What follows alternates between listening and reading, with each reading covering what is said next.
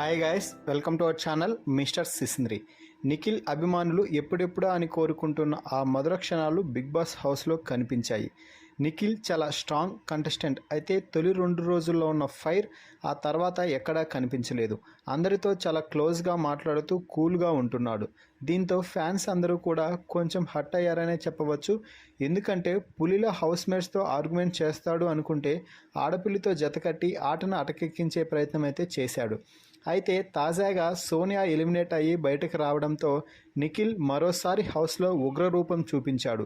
Housemates మాటకి ముందు ఒకసారి, మాటకు తర్వాత ఒకసారి సేఫ్ ప్లేయర్, సోనియా చెప్తే అది చేశావు, సోనియా చెప్తేనే ఇది చేశావు, ఇన్ఫ్లుయెన్స్ అయ్యావు అంటూ మాట్లాడుతుండటంతో ఓపిక ఉన్నంత వరకు ఓపిక పట్టి ఇక ఓపిక నశించిన నిఖిల్ ఇకపై అలా మాట్లాడితే ఒక్కొక్కడికి బడిత పూజే అంటూ గట్టిగా చెప్పాడు.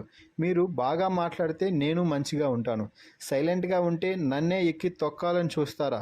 కాసుకోండి, ఇక నేనేంటో చూపించే సమయం వచ్చేసింది. ఈ వీక్ చూస్తారు మీరు నా అగ్రెషన్ అంటే ఏంటో అంటూ నిఖిల్ హౌస్మేట్స్ అందరికీ వార్నింగ్ అయితే ఇచ్చాడు.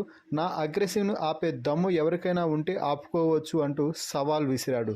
దీంతో నిఖిల్ ఫ్యాన్స్ ఇది కదా మాకు కావాల్సింది, ఫైర్ ఉన్న నిఖిల్ను చూస్తుంటే ఒక మాస్ హీరోని తలపిస్తున్నాడు, ఇకపై నిఖిల్ అన్న గేమ్ దూసుకుపోతుంది అంటూ రెచ్చిపోతున్నారు అభిమానులు. హౌస్లో నిఖిల్ హౌస్